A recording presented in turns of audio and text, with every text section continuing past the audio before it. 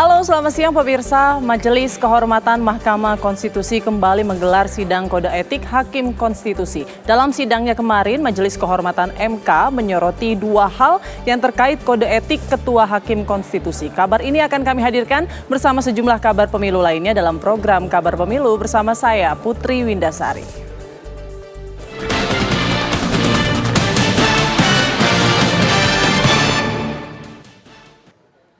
Kandidat Capres Ganjar Pranowo mempertanyakan alasan baliho bergambar Ganjar Mahfud diturunkan padahal tidak melanggar aturan. Sebelumnya, baliho para caleg di Kabupaten Gianyar, Bali termasuk baliho Ganjar Mahfud diturunkan oleh Satuan Pamong Praja Kabupaten Gianyar pada saat Presiden Joko Widodo melakukan kunjungan kerja ke daerah tersebut.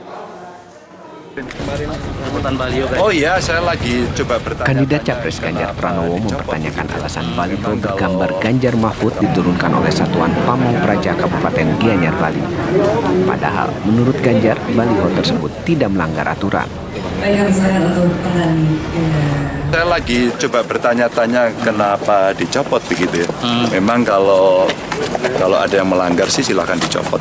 Tapi kalau tidak ada yang melanggar, ya sebaiknya tidak perlu berlebihan gitu ya. Itu akan baik. Tapi saya senang karena saya sudah komunikasi dengan Pak Wayan Koster kemarin. Akhirnya ada statement, terus kemudian dipasang lagi. Ya kita semua belajar lah. Ya. Yang penting semua harus mendorong bahwa pemilu besok harus berjalan dengan baik, ya aparatur semuanya bisa netral gitu ya. Sedangkan Ketua DPD PDI Perjuangan Provinsi Bali Iwayan Koster menyatakan perlakuan tersebut harusnya dilakukan merata, tidak hanya dilakukan dengan baliho PDI Perjuangan. Kita setuju aja, kalau perlu semuanya cabut. Pemilu tanpa atribut, tanpa baliho silakan. Tapi semua sama. Pak, tapi baliho yang kemarin supaya rapi sekalian, bersih dia. Pak, baliho yang kemarin udah dipasang lagi atau gimana Pak? Yang dicopot-copot? Ya, saya dapat informasi dipasang lagi. Karena katanya nih, saya kan nggak ada di lokasi. Waktu dicabut itu hanya digeser sebentar, nanti setelah acara selesai dipasang lagi. Sementara itu, penjabat Gubernur Bali, Sang Made Mahendra Jaya membantah adanya pencabutan, tapi hanya menggeser baliho dipasang kembali setelah acara Presiden selesai. Menggeser sementara alat sosialisasi berupa baliho agar estetika terjaga, dan setelah selesai kegiatan alat sosialisasi baliho tersebut sudah terpasang kembali. Jadi dapat saya tegaskan di sini tidak ada maksud lain kecuali agar kegiatan dapat berjalan dengan nyaman. Sebelumnya beredar luas di media sosial aktivitas penurunan baliho Capres dan Cawapres serta baliho partai politik di sejumlah titik yang akan dilewati Presiden Joko Widodo saat berkunjung ke Bali. Dari Denpasar, Bali, Alfani Syukri, TV One mengabarkan.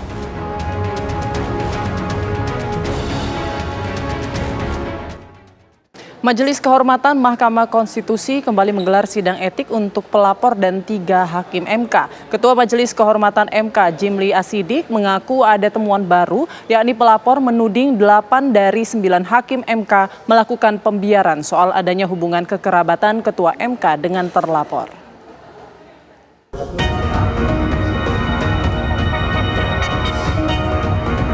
Sidang etik dugaan pelanggaran Hakim Konstitusi yang digelar oleh Majelis Kehormatan Mahkamah Konstitusi kembali digelar.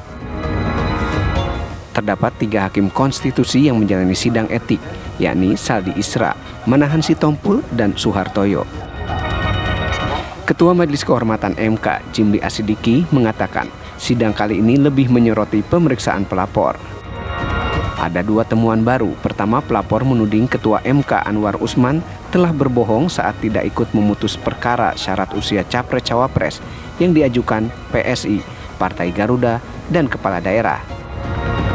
Temuan kedua, 8 dari 9 hakim MK disebut melakukan pembiaran, walau sudah mengetahui Ketua MK Anwar Usman memiliki hubungan kekerabatan dengan terlapor dan tidak saling mengingatkan.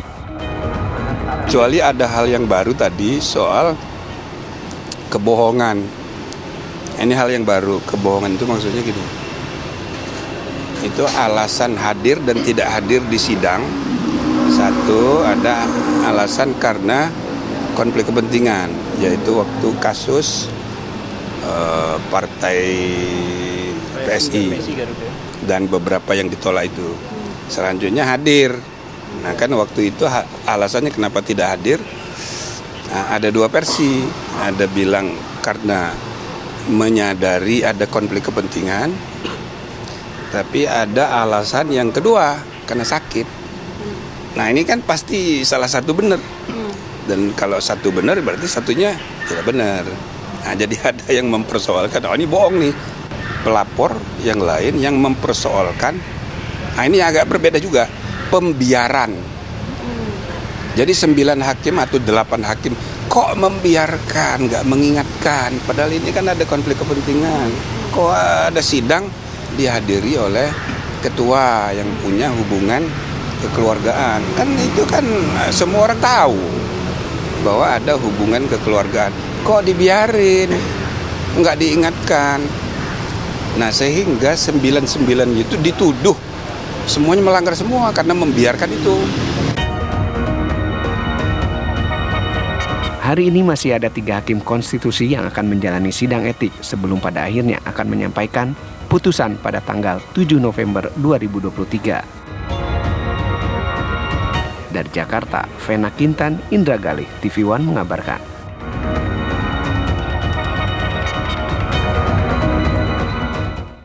Bagaimana hasil sidang kode etik Majelis Kehormatan MK? Kita akan tanyakan langsung kepada reporter Leo Chandra yang ada di Gedung Mahkamah Konstitusi. Selamat siang Leo, bagaimana hasil sidang kode etik Hakim Konstitusi hari ini?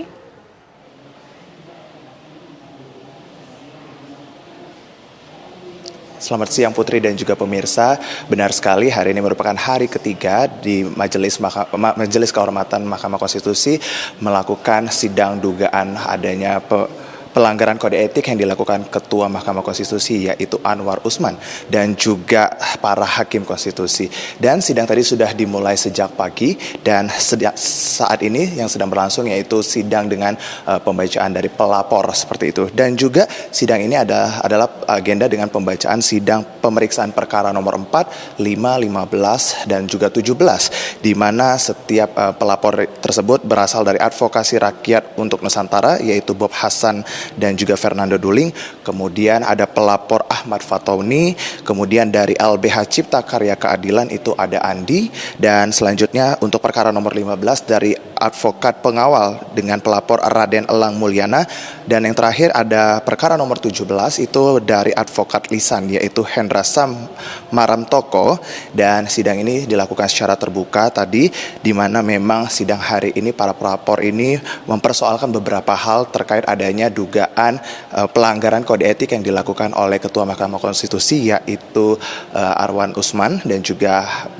Hakim Konstitusi, di mana para pelapor ini itu mempersoalkan hakim ini diminta untuk mundurkan diri terkait adanya kepentingan hubungan kekeluargaan. Kemudian dilanjutkan dengan hakim dilaporkan karena ini berbicara di ruang publik tentang adanya substansi materi perkara yang memang saat ini masih sedang dalam tahap pemeriksaan, dan selanjutnya Hakim Konstitusi juga dilaporkan karena mengungkapkan dissenting opinion terkait substansi materi pemeriksaan. Dan ada beberapa agenda lagi yang memang dibacakan atau dilaporkan oleh pihak pelapor hari ini, dan sidang ini masih terus dilakukan dan kami akan menunggu bagaimana update dari hasil para pelapor ini melakukan laporan di sidang Gedung Mahkamah Konstitusi Republik Indonesia siang ini. Kembali ke Anda di studio Putri. Baik, terima kasih Leo Chandra melaporkan langsung dari Gedung Mahkamah Konstitusi. Didesak keluar dari PDI Perjuangan, posisi Gibran Rakabuming Raka ternyata justru menjadi rebutan partai lain. Setidaknya Partai Solidaritas Indonesia, PSI yang dipimpin Kaisang Pangarep dan Partai Golkar siap menyambut Gibran dengan karpet merah.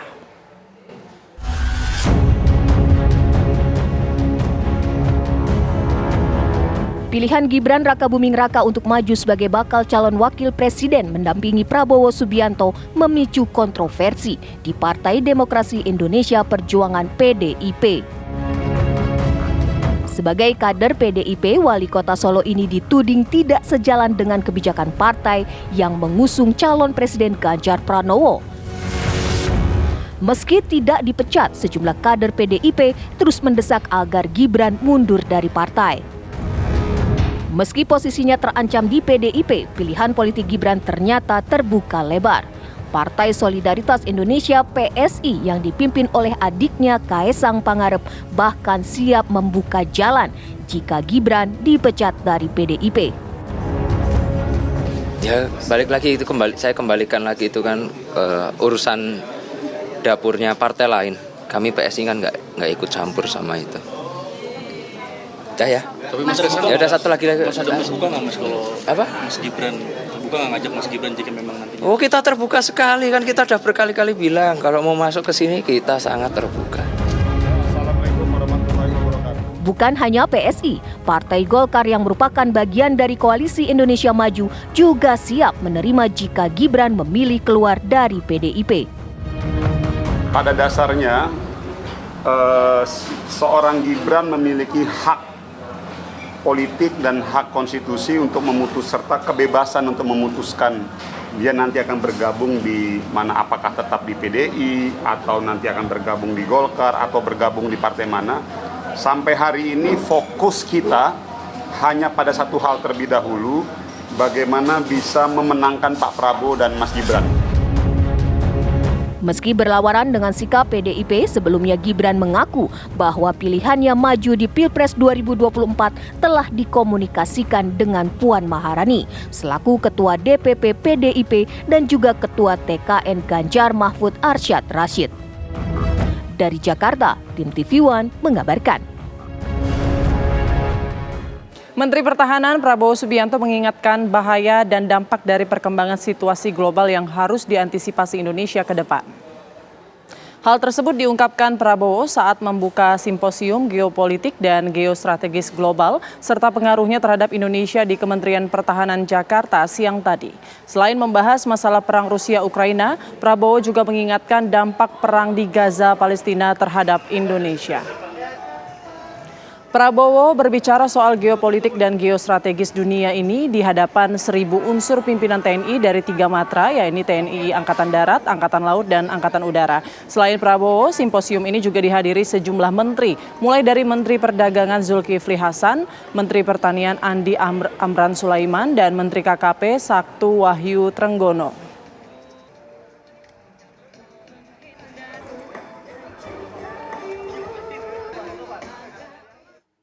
Ribuan warga kota Bukit Tinggi hadiri doa untuk Palestina bersama calon Presiden Anies Baswedan di pelataran Jam Gadang kota Bukit Tinggi. Acara bertajuk Doa Bersama untuk Palestina dihadiri langsung oleh calon Presiden Anies Baswedan. Meski diguyur hujan deras, tidak menyurutkan antusiasme warga untuk berdoa bersama baca pres Anies. Menurut Anies, acara ini bisa menjadi contoh daerah lain untuk menggelar aksi serupa untuk rakyat Palestina yang sedang dirundung duka. Kepada anak-anak cucu bahwa di sini sehingga dunia menyaksikan tangan itu di tempat di mana sholat subuh pertama diselenggarakan. Menko Polhukam Republik Indonesia Mahfud MD menyerukan kepada milenial atau Gen Z untuk tidak membuang kesempatan menggunakan hak pilihnya pada pemilu maupun pemilihan kepala daerah pada tahun 2024 mendatang. Hal ini diucapkan saat Mahfud MD melakukan kunjungan kerja ke Makassar. Mahfud MD menyempatkan diri untuk bertemu dengan para generasi milenial, aktivis, serta beberapa pengurus partai dari PDI Perjuangan di salah satu hotel di kota Makassar. Di kesempatan itu, bakal calon wakil presiden dari Ganjar Pranowo ini juga melakukan dialog dan mendengarkan masukan dari peserta yang hadir terkait dengan mewujudkan pemilu yang damai, adil, jujur, dan bermartabat.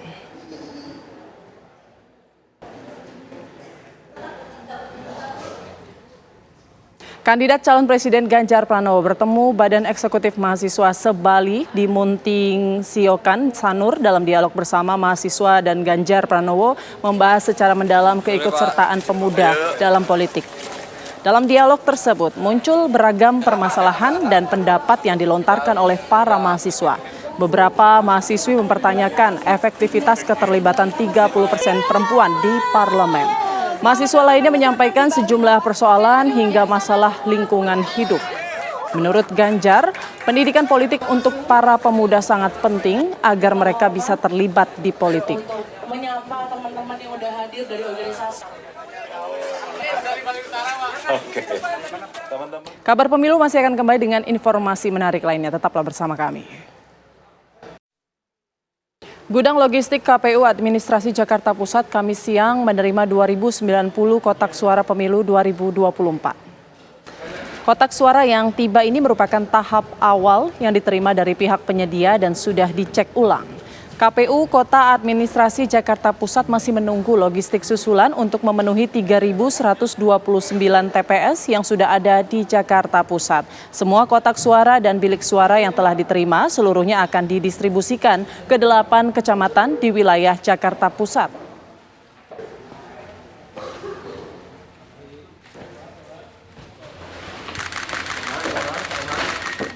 Puluhan ribu alat sosialisasi pemilu tahun 2024 yang terpasang di sejumlah wilayah di Kabupaten Bekasi, Jawa Barat ditertibkan petugas Satpol PP, KPUD, dan Bawaslu. Puluhan ribu alat sosialisasi pemilu tahun 2024 yang terpasang di jalan-jalan utama serta fasilitas umum ini ditertibkan karena melanggar peraturan pemerintah Kabupaten Bekasi tentang ketertiban umum.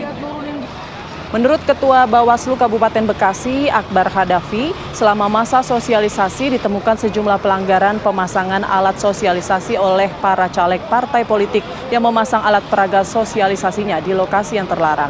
Ada 4 partai politik yang melanggar memasang alat peraga tersebut di fasilitas pendidikan dan fasilitas ibadah.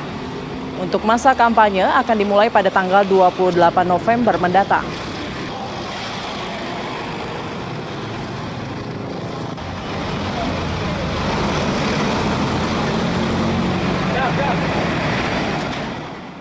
Informasi tadi sekaligus menutup jumpa kita di Kabar Pemilu hari ini. Sesaat lagi Anda akan menyaksikan program Nusantara Terkini bersama Tisa Novedi. Saya Putri Windasari, pamit undur diri. Terima kasih. Sampai jumpa.